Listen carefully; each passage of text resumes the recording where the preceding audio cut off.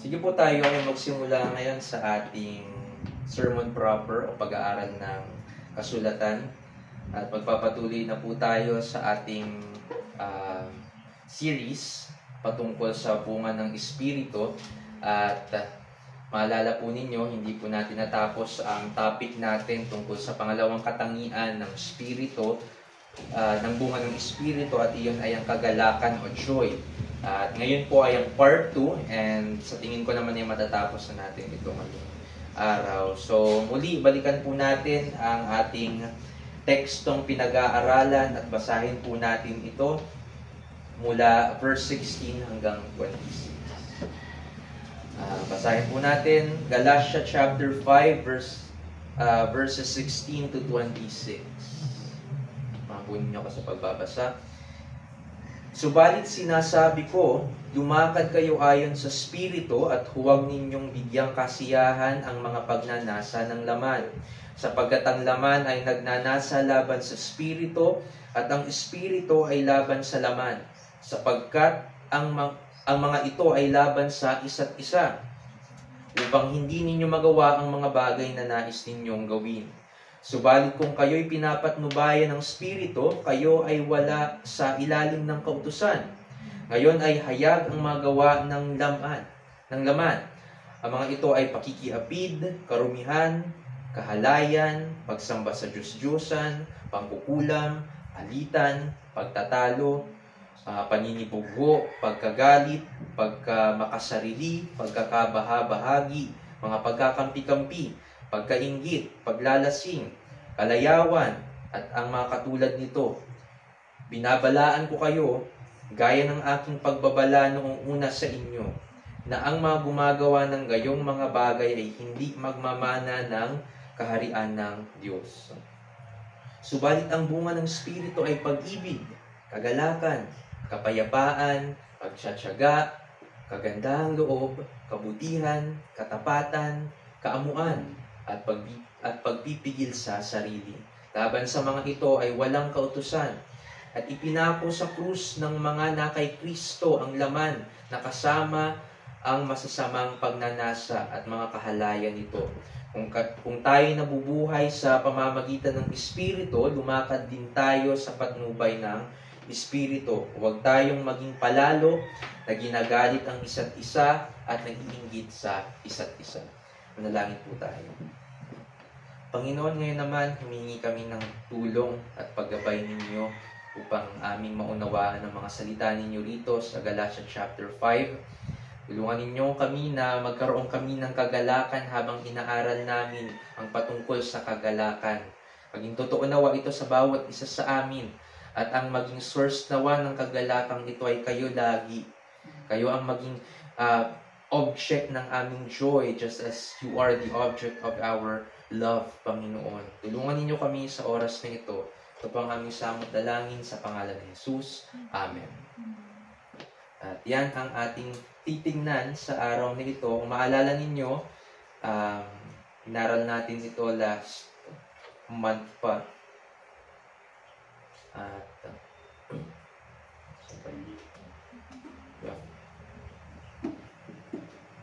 so, nandito nga tayo sa kagalakan at pagpapatuloy natin ang pag-aaral tungkol dito. At nung nakaraan, tinignan natin ang unang punto, at ang unang punto natin ay ano ang kagalakan at kanino ito nagmumula para sa isang Kristiyano. Papahapyawan ko lamang ito as a way of introduction.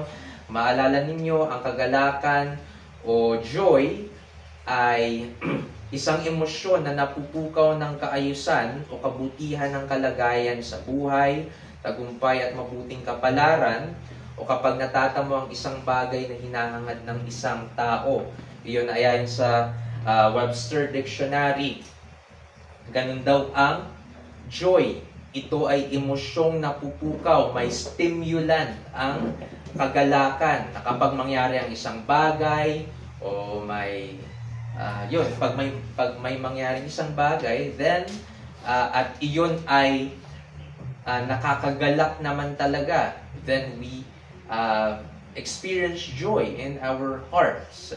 At ito ay kasing kahulugan din naman ng delight. At ang delight ay pagkakaroon ng pinakamataas na kaluguran o pleasure sa isang bagay. So, kapag pinagsama natin ng joy and delight, which is somehow is used synonymously and nagagamit rin interchangeably, kung titignan natin ang joy in light of the word delight, ang joy ba natin o may joy, saan ba tayo nakakakuha ng ano ba ang pinakamataas na pinagkukuhanan natin ng kaluguran? Ano ba ang object natin? Okay, sa pagkakaroon ng joy. Kapag ano ba ang nangyari o sino ba sa paligid natin, nagkakaroon tayo ng joy. When we have joy in something, then we have that thing as something na pinagkukuhanan natin o nakikita natin as delightful for us. O ganon. So, ang kagalakan o joy, yun nga, in Greek chara, ay nagpapahiwatig na ang isang ay nagpapahiwatig na ang isang object ay karapat-dapat na paglaanan o pagtuunan ng ating kagalakan. So, ang katangian at damdamin ng kagalakan ay isang siguradong biyaya ng Diyos para sa kanyang mga minamahal. Yan ang tatandaan natin bilang mga Kristiyano, dahil sa isang Kristiyano ay may bunga ng Espiritu, then it is also sure para sa taong iyon na mayroon siyang katangiang ito, katangiang kagalakan o joy. But he possesses that he possesses that feature. Mayroon siya noon, mayroon siyang quality na iyon. Kaya't ang sagot sa katanungan kung kanino nagmumula at sino ang nagtatanim ng kagalakan sa puso ng bawat Kristiyano ay walang iba kundi ang ating Diyos. Bilang mga Kristiyano, dati, sabi ko nga last time kung paanong mayroon tayong objects of love noong hindi pa tayo mga Kristiyano at nabago iyon when we became Christians. Ngayon, our object of love, first and foremost, is God. Then, para rin sa atin na mga Kristiyano, since we have this quality na joy, mayroon na rin tayong object of joy at iyon din ay ang Diyos. Unang-una, we are joyful because we know God. And just as He is, that the object na ng ating kagalakan, siya rin ang source ng ating kagalakan. Siya rin ang source nito. Siya ang nagtatanim nito sa puso ng bawat isa sa ating mga Kristiyano. So the joy of the Christian is unlike the joy of unbelievers. Ang mga unbelievers, yes, they experience this emotion of joy, pero hindi sa paraan na kalugod-lugod sa Panginoon at hindi ang Diyos ang kinalulugran nila. Hindi sila nagde-delight sa Diyos. But we Christians, we delight in God and we are joyful at the thought of God. Okay? Na maisip lamang natin ang Diyos, we have joy towards that that thought of our God. So, ang nagtatanim ng kagalakang ito sa ating puso, dahil sa ang Diyos ang nagbigay ng bunga sa atin ng Espiritu, then ang mga katangian ding nandirito sa bungang ito ng Espiritu ay galing din naman sa Diyos. Okay? Na ipapamalas natin ang mga bagay na ganito nung tayo di pa mga mananampalataya, ngunit nang tayo ipinanganak na muli ng Diyos, na born again na tayo, Maging mga qualities na ito, ang source, object, at characteristic ng mga ito, including kagalakan, ay binago ng Panginoon. We have to understand that. Dati, ang source, object, the way, at characteristic ng mga katangiang nandito, ng pag-ibig natin, ng kagalakan na mayroon tayo, ng kapayapaan na mayroon tayo, ng pagtsatsaga, ng kagandahang loob, kabutihan, katapatan, kaamuan, at pagpipigil sa sarili. Lahat ng iyon are source, object, way, at characteristic ng mga qualities na iyon na meron din naman tayo noong mga unbelievers pa tayo. It's not God, hindi siya ang source noon, hindi siya ang object noon, it's not the way of God, and it's not characteristically godly. Pero ngayon, the source is God, the object is God first and foremost. It is the way of God na mayroon na tayo when we perform these things. Kung nagpa-perform man tayo ng mga gawain na nagpapakita ng mga katangiang ito, and it is characteristically godly and Christian, unlike before. So, ganoon na ngayon. Even itong pinag-aaralan nating quality, which is kagalakan. At yun nga, bilang ang Diyos ang source ng kagalakan para sa ating mga Kristiyano, ang kagalakang ito, maging ang kapayapaan na mayroon tayo, ay konektado sa ating pananampalataya. Maalala natin, binasa natin ang Romans 15:13, pero hindi na muna natin babasahin ngayon. This is just papyaw, way of introduction. Pero nasasabi doon na ang kapayapaan at kagalakan na mayroon ng isang Kristiyano, sabi roon, ang source nito ay ang Diyos at konektado iyon sa ating pananampalataya. Joy and peace becomes godly by way of faith. When He gives us joy in whatever object as a Christian, kung tatandaan natin, when He gives us joy in whatever object as a Christian, He leads us to have it, to things pertaining to our faith. And things pertaining to our faith, yung mga bagay na makapagbibigay lugod sa Kanya at makapagluluwalhati sa Kanya. Hindi killjoy ang Diyos. He just wants us to rejoice and to have joy in things na nalulugod siya, na tinitingnan niyang maganda sa Kanyang paningin. Kung maaalala natin ng mga unbelievers pa tayo, we have joy in things. We are happy in doing things na may kasamaan kung iisipin natin. Bilang mga Kristiyano, we might feel joyful in doing something na hindi kalugod-lugod sa Panginoon. He doesn't want us to have joy in those things.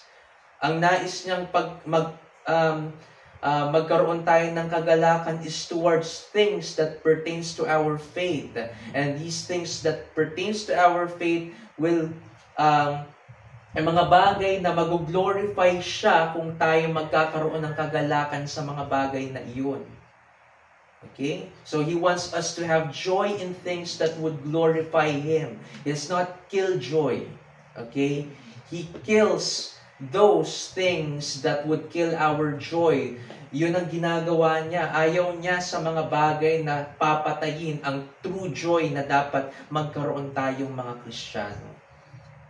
And ang pakaalalahanin natin. So, malulugod siya, malulugod ang ating Diyos kung tayo nagkakaroon ng kagalakan sa mga bagay kung saan tinitingnan niya iyong kalugod-lugod sa kanyang harapan. At yun nga, nagkaroon rin tayo ng pag-aaral na last time doon sa second point, pero hinati natin iyon dahil medyo mahaba rin yung second point. At yun, ang tinitignan natin sa second point natin ay para saan itinakda ng Diyos ang ating kagalakan. Para saan itinakda ng Diyos ang ating kagalakan. At ang sinasagot nga natin dito, last time sabi ko, ay ang object ng kagalakan ng isang mananampalataya. Noon tayo, may object tayo ng kagalakan. But now, it's different. Though may mga nanatili dahil hindi may mga object naman tayo nung mga hindi pa tayo Kristiyano na hindi naman sinful kung magkakaroon tayo ng joy sa kanila. Example, mga kapamilya natin. We have joy in them, diba? At the thought of our family. May kagalakan tayo sa kanila. It's not sinful to have to rejoice in them or to be joyful when we think about them. So, titignan natin dito ay ang mga object ng kagalakan ng isang mananampalataya na, yung mga bagong object na sa atin bilang mga Kristiyano. Because there are new objects. At unang-unang ang tinignan natin, yun, kagalakan sa Diyos. Okay? Hindi maaaring mawala sa ating mga Kristiyano ang pagkagalak natin sa ating Diyos. He is first and foremost the object of our joy, just as He is the object of our love. At tinignan nga natin, muli natin basahin lamang ang Filipos 4, chapter 4. Filipos 4.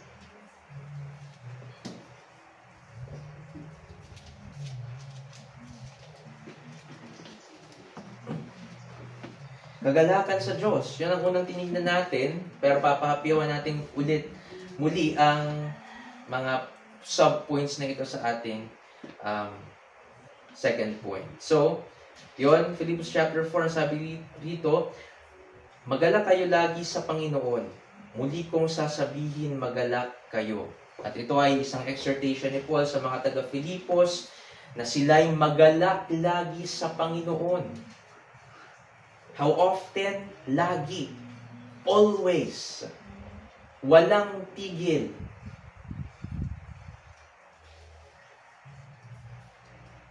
Magalak or rejoice in Greek chario ay ang action ng pagpapakita ng kagalakan sa isang object.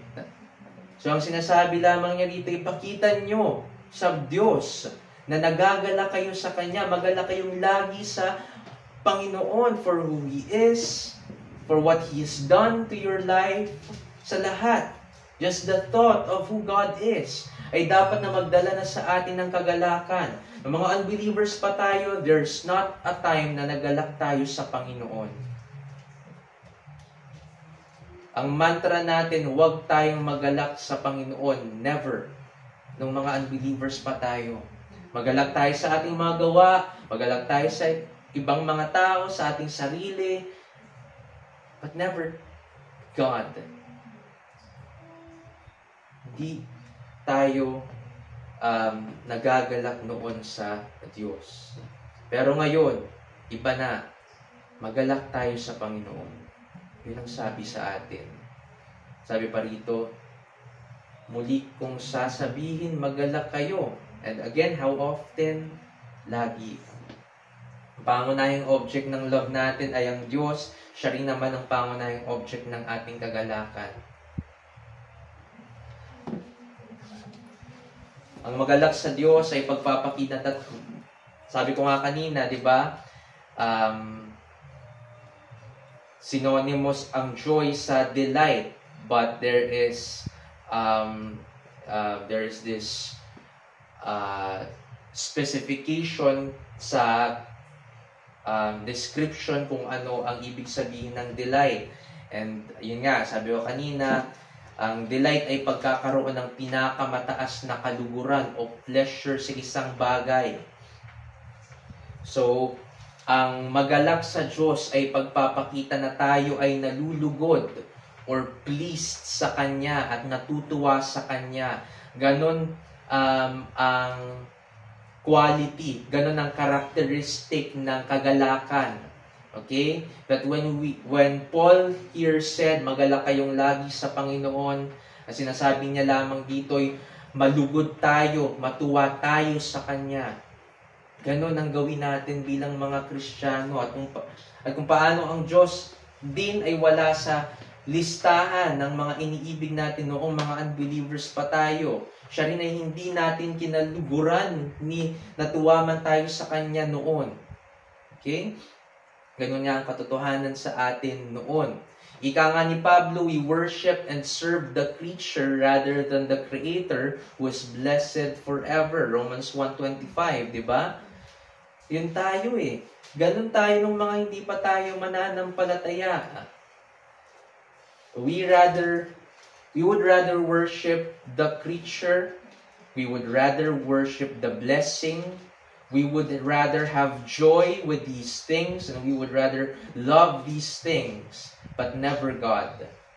Nung mga hindi pa tayo mga Kristiyano.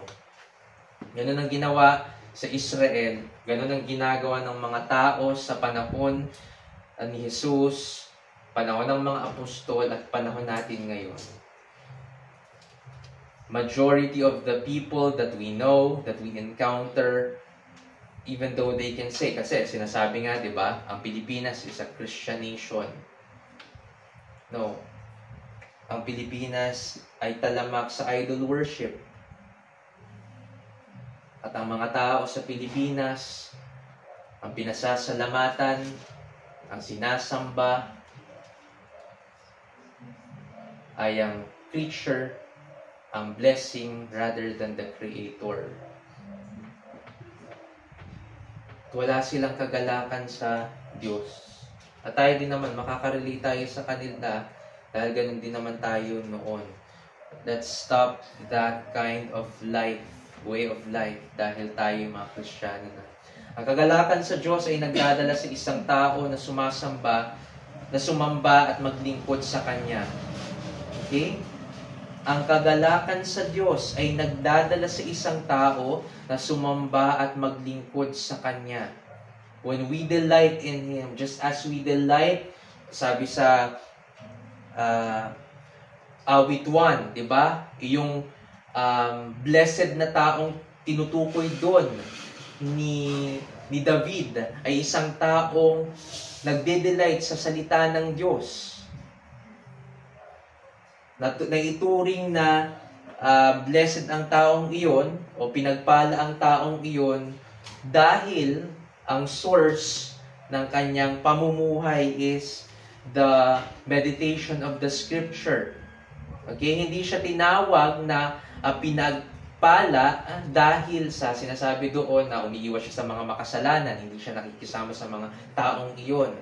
But the reason why he's called blessed, the reason why he's called blessed is because he meditates on the Word of God day and night. Meditates. Okay? That's the reason why he do not go with the flow with the world. At siya'y natawag na pinagpala. Okay? Kaya naman, kung tayo nga ay nalulugod, kung tayo ay may kagalakan sa Diyos, magdadala ito sa atin na sambahin siya. Okay? It will drive us, just as love to Him drives us to worship Him, even our joy to Him ay magdadala sa atin sa pagsamba sa Kanya. And only those who are of the faith can have joy and rejoice in the Lord in worship and service. Yan ang pakatandaan natin. Pilitin man natin ng isang tao na may concern tayo at dalhin man natin iyon sa iglesia, sa church, hindi natin sila mapipilit na sumamba sa Diyos kung hindi naman sila o wala naman sila sa pananampalataya. But I'm not saying na huwag natin silang dadalhin dito. Sabi nga ng isang Christian brother, dinadala natin kay Kristo ang isang tao kapag dinadala natin siya sa iglesia, sa church. Dahil dito sa church, hindi pa man tayo church, okay? Don't get me wrong with that. Hopefully, balang araw maging church tayo. Pero yun nga, ang punto. Sa iglesia, at ang mandato naman talaga ng Diyos ay ma-preach si Kristo at ang whole counsel niya through the church. Kaya ang pinupunto doon ay kapag dinala mo ang isang tao sa iglesia, dinadala mo rin lang siya kay Kristo.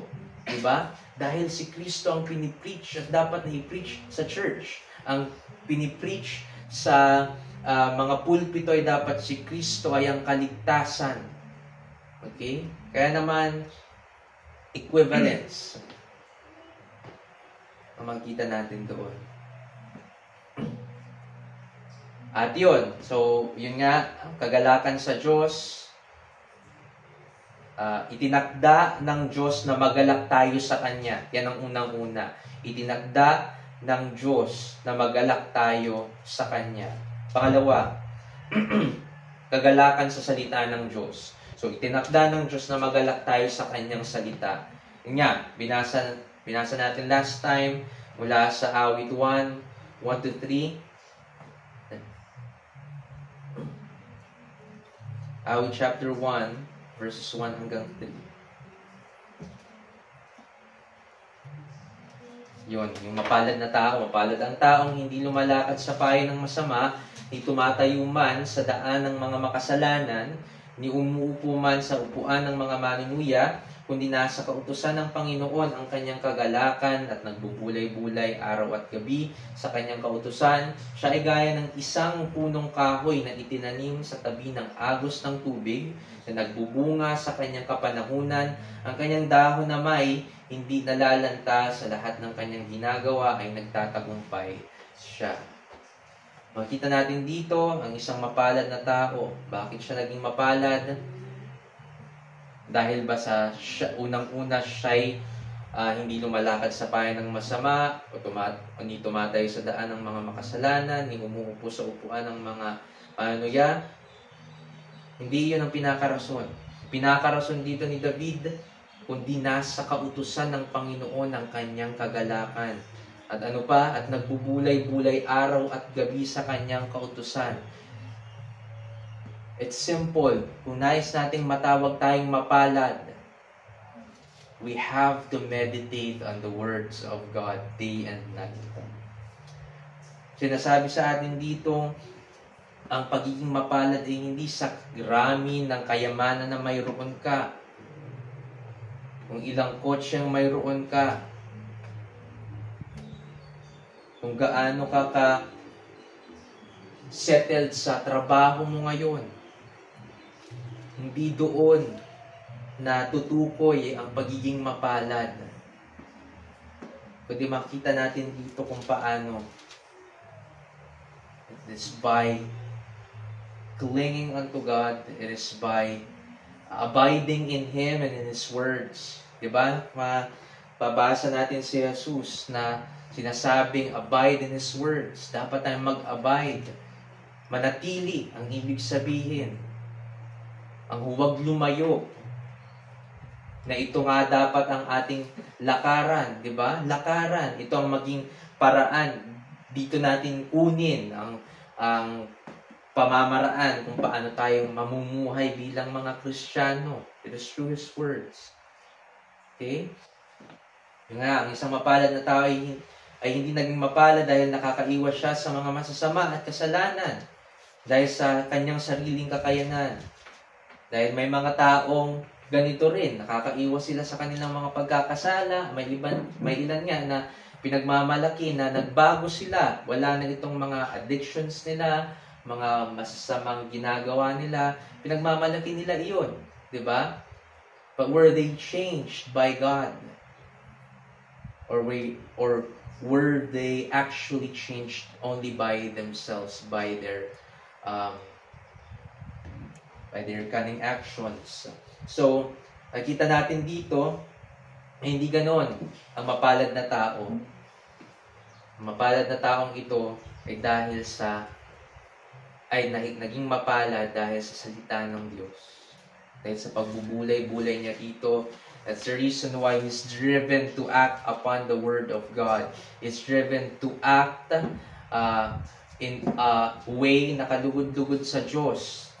Kalugod-lugod sa Diyos na hindi tayo makisama o lumakad sa payo ng masama. Kalugod-lugod sa Diyos na hindi tayo tumayo sa daan ng mga makasalanan ni umupo sa upuan ng mga manunuya. Kalugod-lugod iyon sa Kanya. Okay? And this blessed man was able to do that because of the Word of God. Dahil nananatili siya doon. Dahil niyayakap niya iyon bilang kanyang katotohanan. Dahil tayong mga Kristiyano, kung ano ang katotohanan ng Diyos, ay siya rin katotohanan natin. Okay? Ganun tayo bilang mga Kristiyano. Makikita natin ang isang karakter na tinatawag na mapalad. Ang dahilan ng pagiging mapalad niya ay hindi ang matatagpuan nga natin sa verse 1. Ito ang resulta ng ginagawa niyang disiplina sa buhay. Okay? Itong verse 1, resulta ng disiplinang ginagawa niya sa kanyang buhay. Makikita natin, resulta yan ha. Pero anong disiplina niya sa kanyang buhay? Yun nga nasa verse 2. Meditating. The result is in verse 1. The reason for that result is in verse 2. Nagbubulay-bulay araw at gabi. At sabi pa rito, sabi pa rito, ang kautusan ng Panginoon ay ang kanyang delight, ay ang kanyang joy. Ang sabi rito, kanyang kagalakan ang kautusan ng Panginoon. Kautusan, it simply means the Word of God. Huwag nating isipin na ito lang ay iyong 10 Commandments kasi utos, di ba? Hindi. Ito ay ang buong kautusan. Ito ay ang buong mga salita ng Diyos. At dahil nandito na tayo sa 21st century at sa 1st century pa lamang ay ginagawa na itong Biblia. Ngayon meron na tayong Old and New Testament at ito na ang kautusan ng Diyos. Ito ang dapat na pagbulay-bulayan natin. Hindi lamang ang New Testament. Sa Old Testament, hindi lamang ang Psalms, hindi lamang ang Proverbs, ang dapat nating pagbulay-bulayan. Anong dapat nating pagbulay-bulayan araw at gabi? The whole counsel of God, and the whole counsel of God is found in the whole of Scripture. Yan ang tatandaan natin. Sapagkat ito ang salita ng Diyos. Okay? So, kung gayon, siya ay mapalad ayon sa verse 2, kung saan sinasabing ang taong ito ay inilagay ang salita ng Diyos, literally kautusan, bilang kanyang kagalakan. Okay? He placed it before himself and he treats it as a delight to himself. He delights in it. It's delightful for him. Okay? In English, it says, God's law is His delight. At paano niya ipinapakitang ito ang kanyang delight? Paano? Paano niya ipinapakitang ito ay siya ay nagde-delight dito? By way of meditation. Pagbubulay-bulay araw at gabi sa salita ng Diyos. At pagbubulay-bulay, ginagagawa natin ito kahit wala tayong hawak-hawak na Biblia. Kasi baka of course, kailangan nating pag-aralan ng ating Biblia, pero bakit naging araw-gabi ang sinasabi rito? Dahil any time of the day, wherever we are, if we have the Scripture in our minds and in our hearts, we can meditate upon His words. Diba? But how can we meditate even without the Bible, araw at gabi, if we don't study it? Diba? Hindi natin magagawang mapagbulay-bulayan ang salita ng Diyos. Kung nasan man tayo without the Bible, if wala tayong pagkakataon sa isang araw kung saan hawak-hawak natin ang ating mga Biblia, that we are with our Bibles. Diba? Magagawa nating mapagbulay-bulayan ang salita niya without our Bibles kung nangyari munang sa araw na iyon, hinawakan natin ang ating Biblia at pinagbulay-bulayan natin ang salita niya with the actual Scripture in our hands. At tatandaan natin, pinauulit-ulit ko sa inyo how important Bible reading is. Dahil ang isang tunay na Kristiyano, he will delight in the words of God. Because ito lang yun talaga, if we delight in the words of God, we are actually delighting in Him. In Him. It is His Word. This is His words. Equivalence pa rin na kung nagde-delight tayo sa Diyos, pag sinasabi natin nagde-delight tayo sa Diyos, then we must delight in His words. And if we say we are delighting in His words, then we are already delighting in Him. Diba? Ganun yun.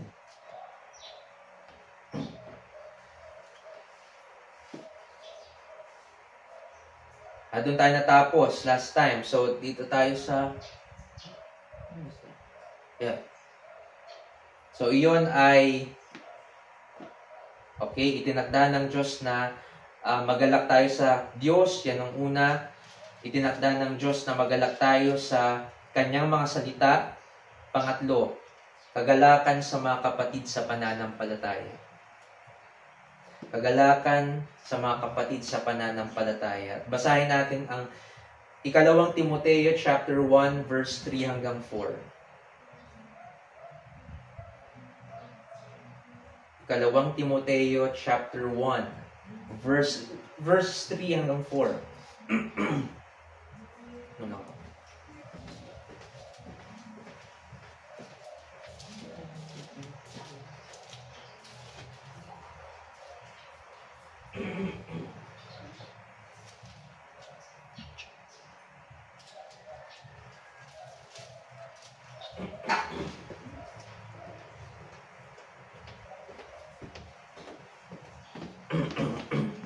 Okay. Yung pangatlo, itinakda ng Diyos na magalak tayo sa ating mga kapatid sa pananampalataya. Kagalakan sa mga kapatid sa pananampalataya. At ang sabi rito, ikalawang Timoteo chapter 1 verse 3 hanggang 4, nagpapasalamat ako sa Diyos na aking pinaglilingkuran na may malinis na budhi gaya ng aking mga ninuno kapag lagi kitang naaalala sa aking mga panalangin gabi't araw. Kapag naaalala ko ang iyong mga pagluha, kinasasabikan kong makita ka upang ako'y mapuno ng kagalakan. Nagsulat si Pablo rito kay Timoteo. Si Pablo at Timoteo ay malapit sa isa't isa. Magkapatid sa pananampalataya. Makikita natin dito ang pananabik ni Pablo kay Timoteo. Diba?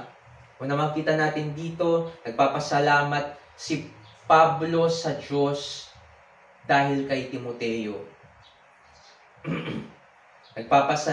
Pinananalangin ni Pablo si Timoteo araw at gabi. At inaalala niya siya ang mga pangyayari na nakita first hand ni Pablo, yung pagluha ni Timoteo, yung mga pangyayari sa buhay niya, inaalala niya iyon. Sabi pa rito, kinasasabikan kong makita ka upang ako'y mapuno ng kagalakan. Di ba? Para kay Pablo, yung makita pa lamang ang kanyang mga kapatid sa pananampalataya, para sa kanya, iyon ay nakakatuwa na, kasiyasiya na, at mapupuno ang kanyang buhay ng kagalakan kapag makita niya si Timoteo. At makita nga natin dito, what we can see here, what we can infer here is that Paul really is making Timothy an object of his joy. Diba? Naging dahilan ng kanyang kagalakan si Timoteo na isang kapatid sa pananampalataya. It should be normal to brethren sa mga magkakapatid sa pananampalataya na magkaroon ng ganitong closeness. Ganito tayo. Tayo mga anak ng isang Diyos. We have been redeemed by one Savior. We worship the same Lord. We are very similar in those aspects. Yes, we have differences, likes, dislikes, whatever that is, but we are similar in these aspects. These necessary, fundamental aspects of life, and that's God. Kahit ang mga magkakapatid sa pananampalataya nagmamahalan, na pag-aralan natin sa love, sa katangian ng love, they are an object. Ang tayong mga magkakapatid sa pananampalataya, make each of us an object of love for ourselves. Maging object of love natin ang isa't isa. Maging object of joy din. Pagmulan, even the thought of this brother or this sister na nakikita nating lumalago sila, matuwa tayo, maggalak tayo. Nakita natin dito ang pananabik ni Pablo kay Timoteo at ito ay isang natural na damdamin. Dahil binabago rin ng Diyos ang ating affections. Dati ang mga worldly, non-Christian friends ang lagi nating gustong makasama. Diba? Mga worldly, non-Christian friends ang lagi nating gustong makasama nung hindi pa tayo mga Kristiyano. Ngayon, sana nanadabik tayo sa fellowship ng mga pinabanal o ng mga saints. Ng isa't isa, to fellowship with each other. Sana iyon ang kinapapanabikan natin ngayon. We're not just friends here, we're brothers and sisters. Ganon ang mga Kristiyano. Ang kagalakang ito sa mga kapatid ay hindi lamang sa kaisipang mayroon tayo para sa kanila. Okay? Ito ay kung paano tayo makihalubilo sa kanila, meaning kung paano tayo mag-act and behave kapag kasama natin sila. Kapag kasama ba natin ang isang kapatid sa pananampalataya, do we have joy that their presence is with us? Because not always magkakasama tayo. Diba? Nagagalak ba tayo? Sabi ni Calvin, cheerful behavior towards our fellow men. Cheerful behavior towards our fellow men, which is opposite to moroseness o kalungkutan o kawalan ng gana. Iyon ang dapat na magkaroon tayo. Iyon ang joy na dapat magkaroon tayo when we are in the presence of the saints. We are in the presence of the brethren. Ang ibig sabihin, ang dapat na maging behavior natin is cheerful towards our fellow men. Who are our fellow men? Christians. At hindi moroseness o kalungkutan o kawalan ng gana. Hindi dapat ganoon ang ipakita natin sa kapatid sa pananampalataya. Okay? At hindi ito dapat ipagkait dahil sa isip natin at hindi ito dapat ipagkait dahil sa isip natin compared kay Paul at Timothy na matagal nang di nagkikita ay frequent tayo nagkikita-kita. Baka isipin natin na unlike Paul and Timothy, di ba?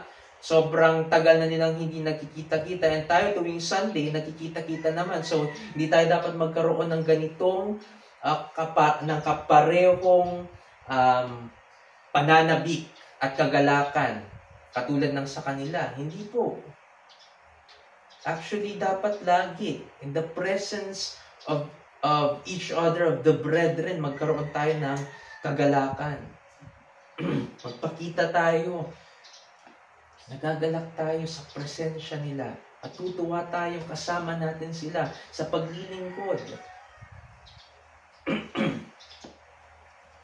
Ang kagalakan natin sa isa't isa ay hindi na dapat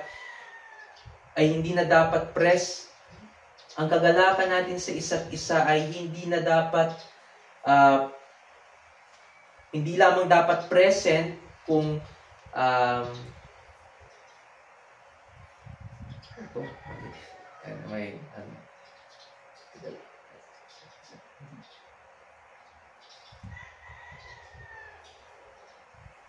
okay.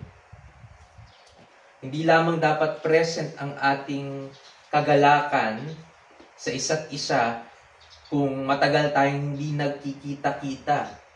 Sana every single day, even though, di ba, kung mangyari man na araw-araw nagkakasama na tayo, halimbawa, lumipat ako sa Verap, mag-invite ako ng fellowship outside of our Lord's Day gathering at pumunta kayo. Sana every time na tayo nagkikita-kita, magkaroon tayo ng pagkakaisa, ng kagalakan sa isa't isa. At hindi lang sa panahon na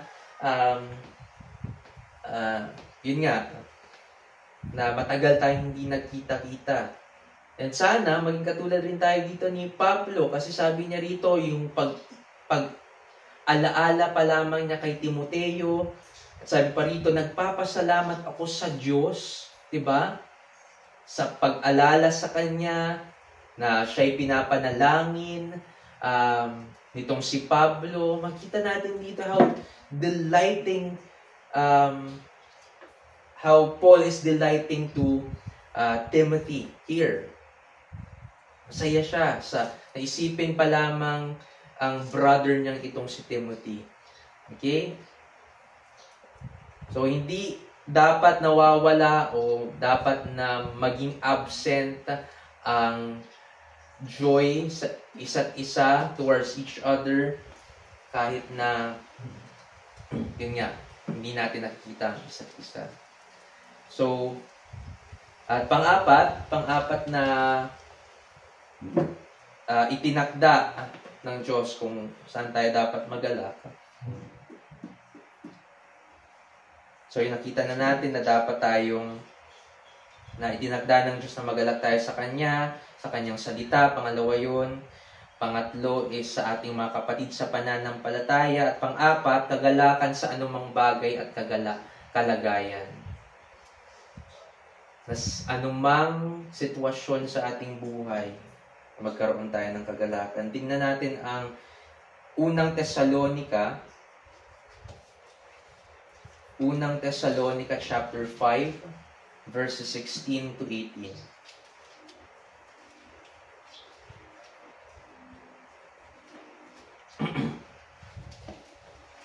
Unang Thessalonica chapter 5, verses 16 to 18. Ang sabi po dito, verse 16, magalak kayong lagi. Manalangin kayong walang patid.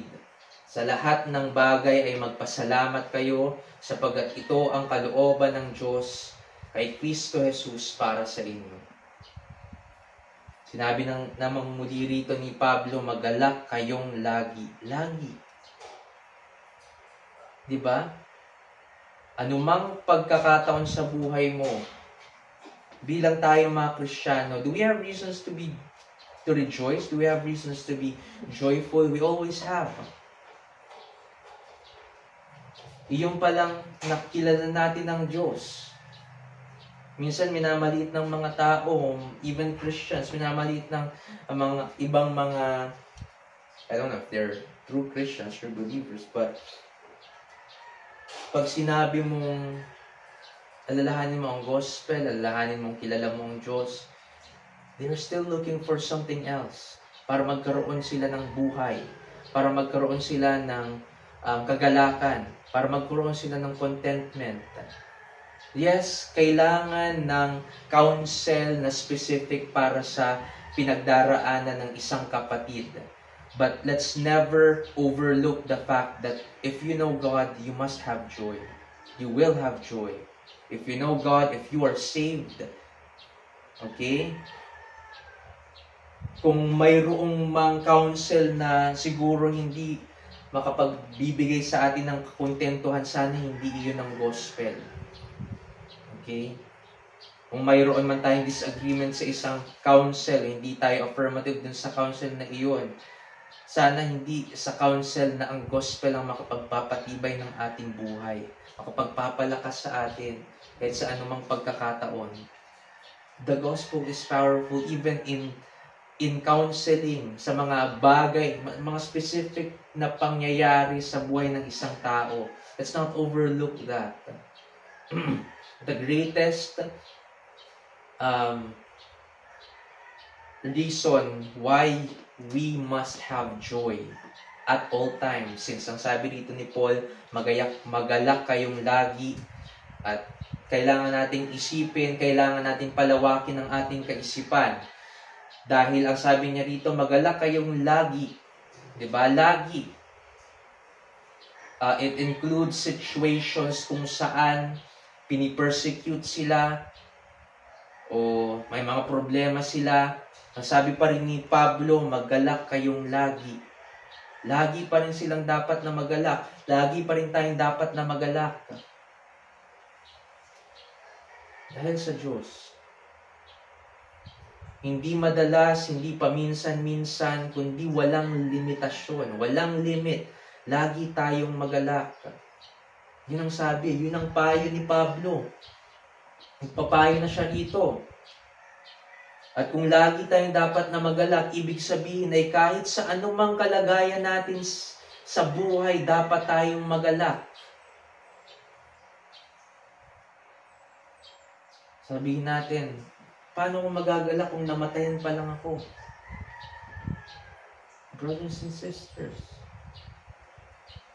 hindi tayo pinipigilang malungkot at mamighati. But there's always hope. There is hope. Para sa bawat isa sa atin, there's hope. And that hope is our Lord. That hope is our God. Our hope is our God. Hindi tayo mawawalan ng rason na magalak. Kung paano hindi rin tayo mawawalan ng rason para laging manalangin.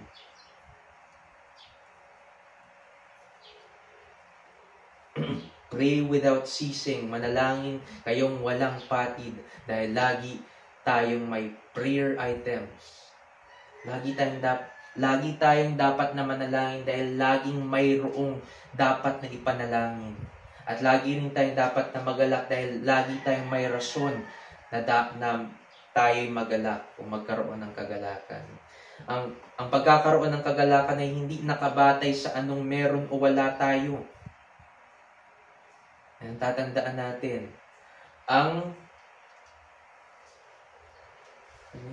pagkakaroon ng kagalakan ay hindi nakabatay o nakabase sa kung anong meron o wala tayo. Na magagalak tayo kung meron tayo nito, na hindi tayo magagalak kung wala tayo nito. Yes, mamigati tayo, malungkot tayo kung wala tayo ng isang bagay. Pero hindi ibig sabihin nun na na wala na tayong rason para magkaroon ng kagalakan. Nakabatay ang kagalakan sa Diyos na nakakaalam ng lahat. Magtitiwala ba tayo na alam ng Diyos ang lahat? Nagtitiwala ba tayo na lahat ng mga bagay na nangyari sa ating buhay is all in place dahil sa Diyos? Dahil ang Diyos ang naglatag na nito sa kanyang mga kaplanuhan. Naniniwala ba tayong soberano ang Diyos? Because if we do, we can have comfort sa buhay natin ito. But all things will work for good to those who love God. And if we love God, and the lover of God are only those who are Christians, huwag tayong magkamali to think that these unbelieving people are lovers of God. They are not. They're lovers of themselves. That's why they need salvation. They need to be saved so that they can love God too. Okay? Ang sinasabi ko lamang dito, you can have joy at all times because of God. Okay? Kabatay sa Diyos na nakakaalam ng lahat ang kagalakan. Tayo man ay nasa pinakamababang punto ng ating buhay. We have the reasons to rejoice because of Him. At sabi pa ni Pablo, ang pananalangin ng walang patid, pagpapasalamat lagi at ito ring pagkagalak lagi ay ang kalooban ng Diyos kay Kristo Jesus para sa atin. Diba? Verse 16 to 18, magalak kayong lagi, manalangin kayong walang patid, sa lahat ng bagay ay magpasalamat kayo. Bakit?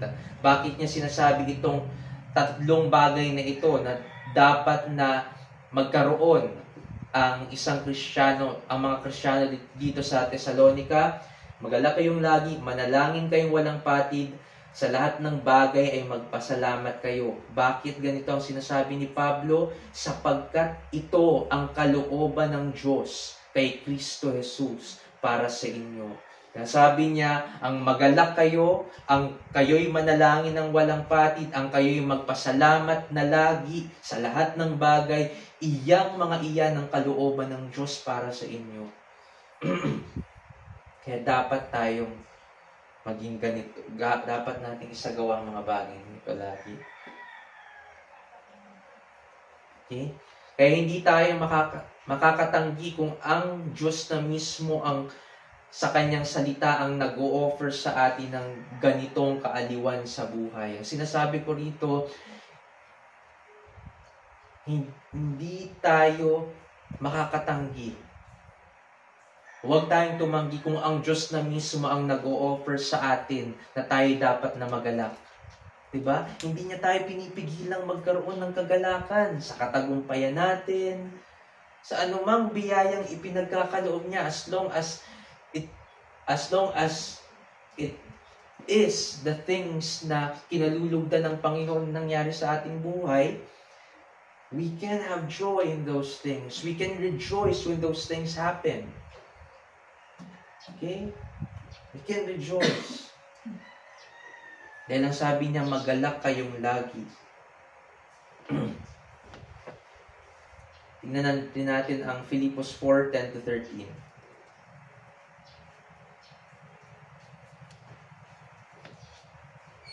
Filipos 4:10-13.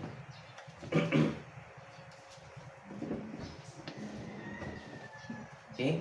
Filipos 4:10-13, ang sabi rito, ako'y totoong nagagalak sa Panginoon na ngayon sa wakas ay inyong muling binuhay ang inyong pagmamalasakit sa akin, na dito'y katotohanang nagkaroon kayo ng malasakit, ngunit wala kayong pagkakataon. Hindi sa nagsasalita ako dala ng pangangailangan sapagkat aking natutunan ang masiyahan sa anumang kalagayang aking kinaroroonan. Marunong akong magpakababa at marunong ding magpakasagana.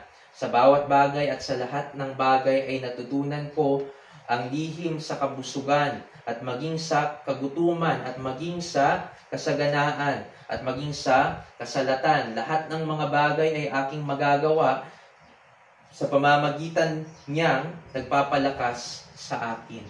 Diba? Makikita natin dito ang testimonya ng buhay ni Pablo. Napakarami niyang dinanas na paghihirap. Pero ang sabi niya rito, sapagkat aking natutunan ang masiyahan sa anumang kalagayang aking kinaroroonan. Dahil ang sabi niya sa verse 13, lahat ng mga bagay ay aking magagawa sa pamamagitan niyang nagpapalakas sa akin. Diba? Kahit sa anumang sitwasyon, magagalak siya, magkakaroon siya ng kaligayahan, matutuwa siya because of Him. Because of Him. That's why sa anumang kalagayan, sinasabi ko sa inyo dito, dito makita natin na ang pagtitiwala rito ni Pablo sa Diyos ay ang naging dahilan kung bakit may confidence siyang sa lahat ng kalagayan ay hindi siya nangangamba bagkus ay magagalak pa rin sa Diyos. Magalak tayo lagi sa Diyos. Okay?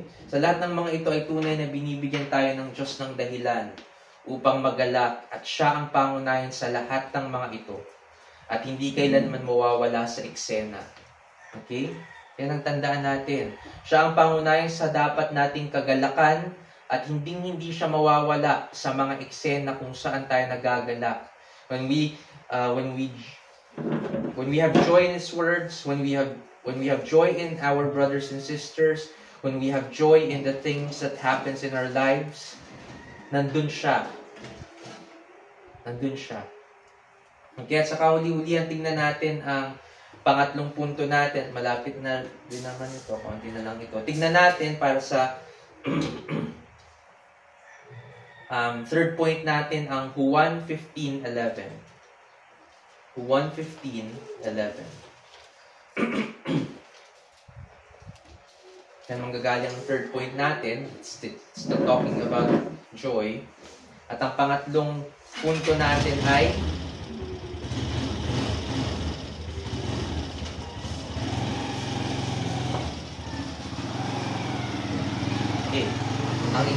ang ikatlong punto o huling punto natin ay isang kagalakang ganap at walang hanggan. At titingnan natin ang 1:15-11. Ang sabi rito, ang mga bagay na ito ay sinabi ko sa inyo upang ang aking kagalakan ay mapasa inyo at ang inyong kagalakan ay malubos. Yan ang sabi ni Jesus sa kanyang mga alagad. Mga panahon na ito, nagpapaalam na si Jesus. Okay? Na siya'y mamamatay na. Muli siyang mabubuhay, pero after His resurrection, iiwan na talaga niya physically ang kanyang mga alagad. Pero makita natin dito, sa pag-iwan niya sa kanila, ay may iniiwan na din siyang biyaya sa bawat alagad niya. Ang mga bagay na ito ay sinabi ko sa inyo upang ang aking kagalakan na mismo ni Jesus, ay mapasa inyo at ang inyong kagalakan ay malubos o maging ganap. Malubos o maging ganap, it means to perfection. Okay? There was one time when we studied from John 15 at natutunan natin doon si Jesus na si Jesus ang tunay na puno ng ubas. Okay? He is the vine.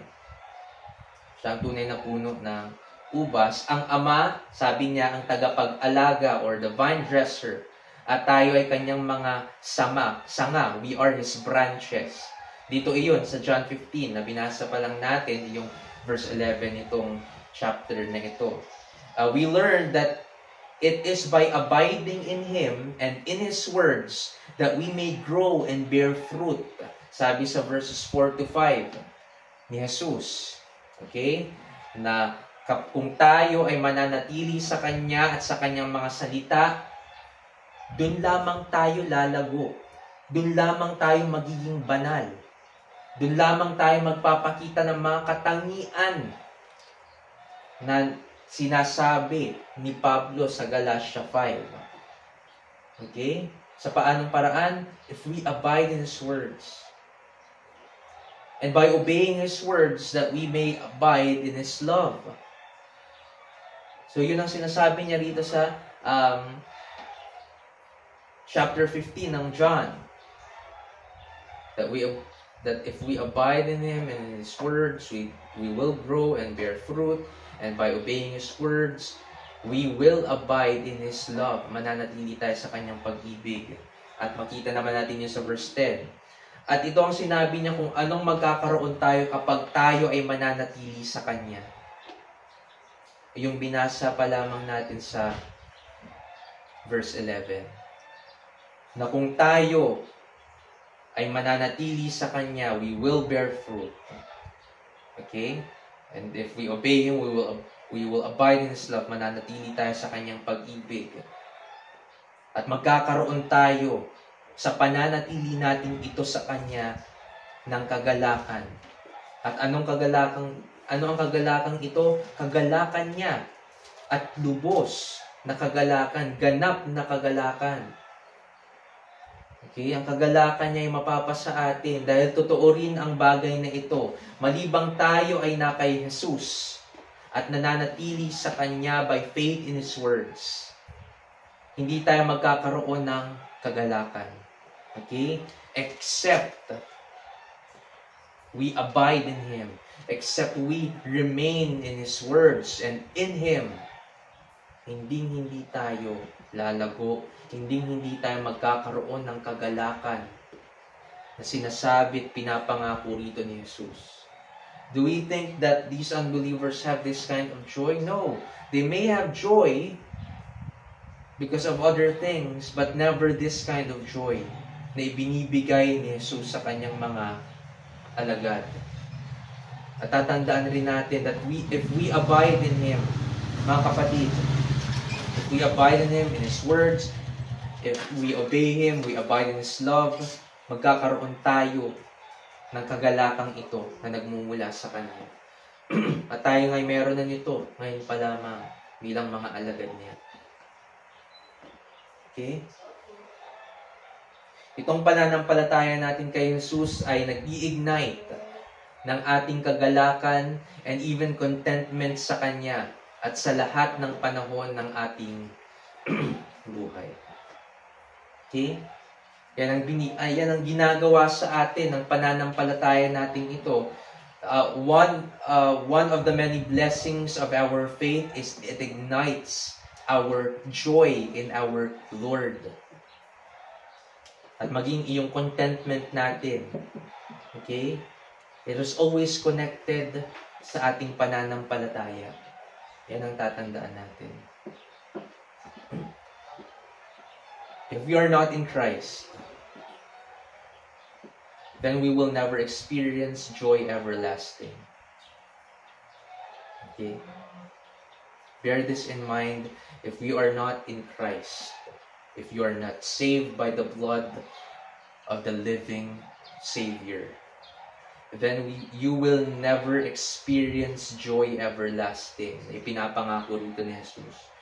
Not now, not ever. Not in this life, not in eternity.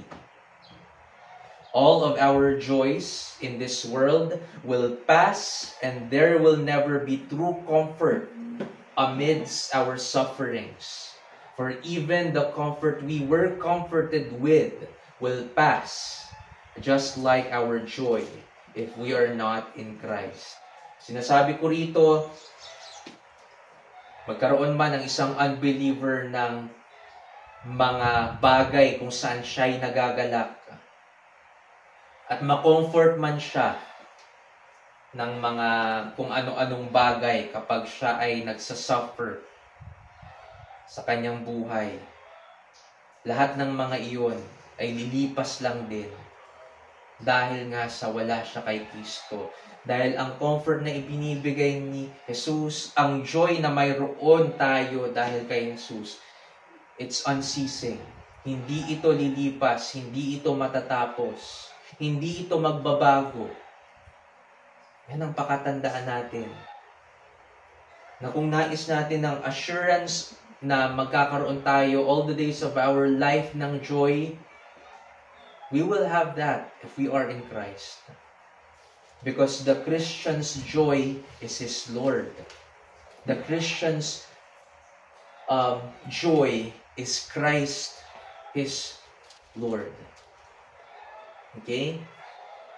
But if Christ, if God Himself is our joy, and He said that He will never leave us nor forsake us, how can we be empty of joy even for 1 second?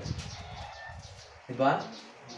But if Christ, if God Himself is our joy, and He said in His words that He will never leave us nor forsake us. Ibig sabihin, lagi natin siyang kasama. How can we be empty of joy even for a second? Hindi mangyayari yun.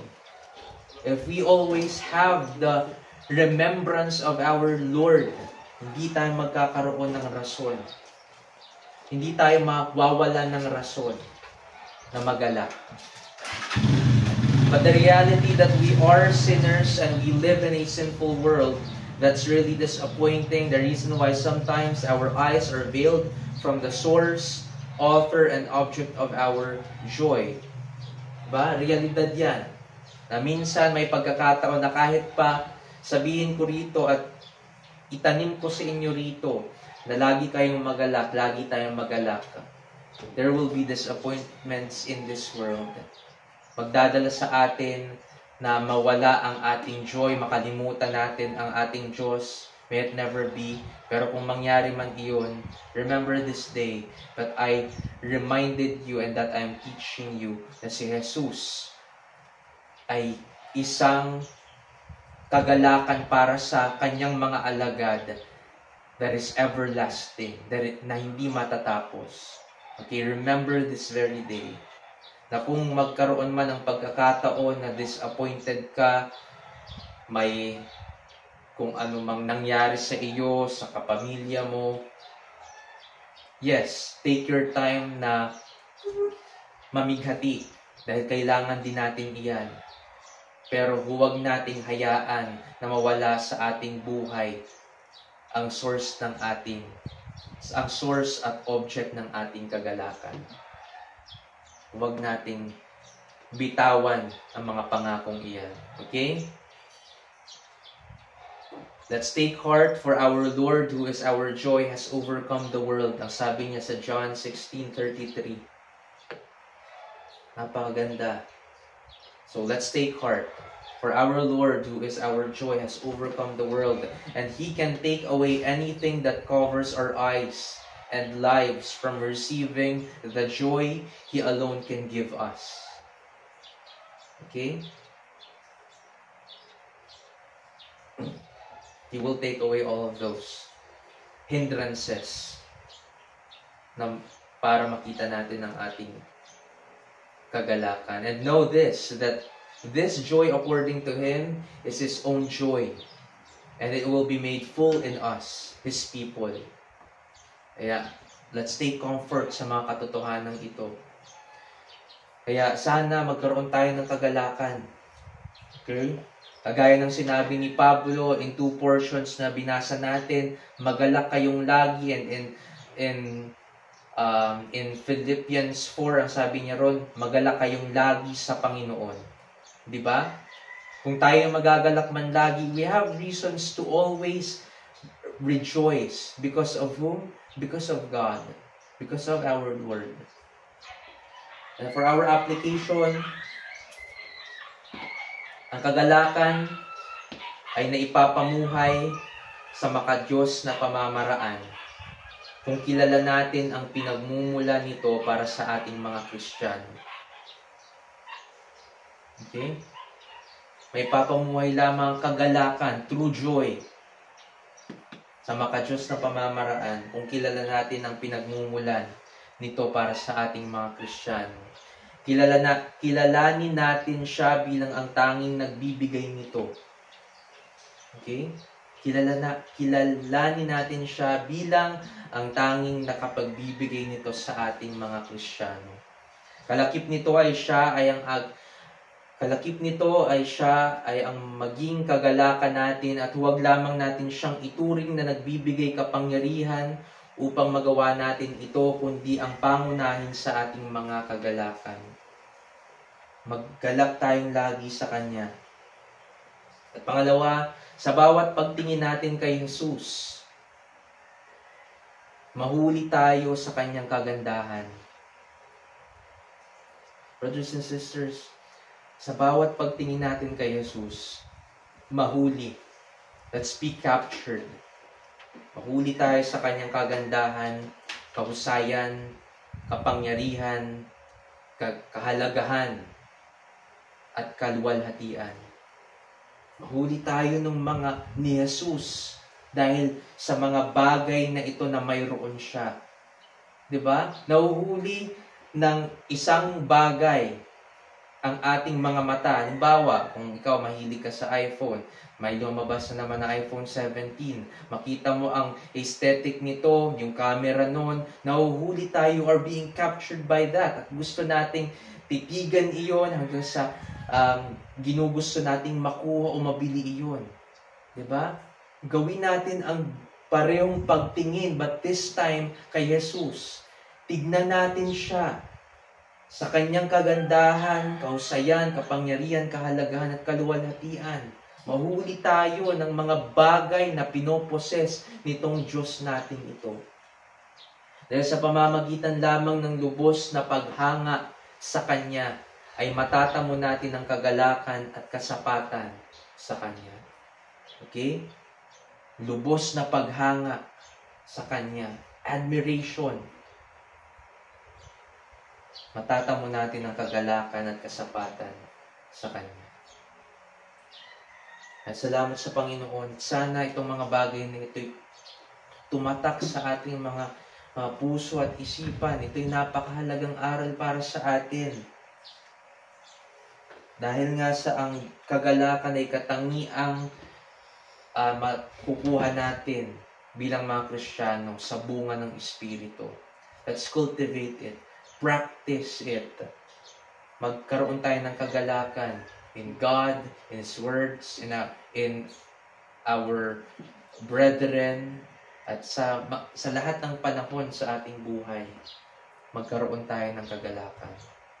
At sino ang source? Sino ang object? Anong character? Ang Diyos. Walang iba.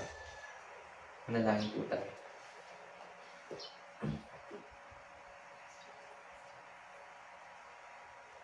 Aming magandang Diyos, salamat sa inyo na aming napag-aralan ang bagay na ito.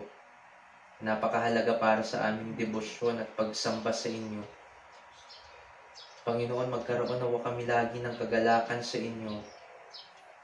At kung ano man ang karanasan na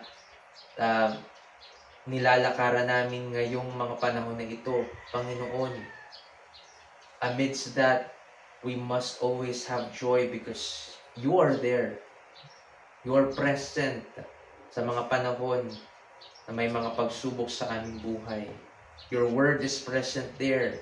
At maging ang mga kapatiran, Panginoon, present din po dahil tinuturuan ninyo silang maging mga vessels din po ng kagalakan ninyo. Tulungan ninyo kami, O Diyos, sa lahat ng panahon magalak kami sa inyo at makigalak kami sa mga kapatid namin sa pananampalataya. That we rejoice in their successes, we rejoice in their growth sa inyo, Panginoon, and we grieve when they grieve, dahil yun ay kailangan din ng bawat isa sa amin. Panginoon, tulungan ninyo kaming maging mga tapat kami sa inyo. At lagi, sa bawat panahon, magalak sa inyo. Maraming salamat aming Diyos. Ito po ang aming samot dalangin sa pangalan ni Jesus. Amen.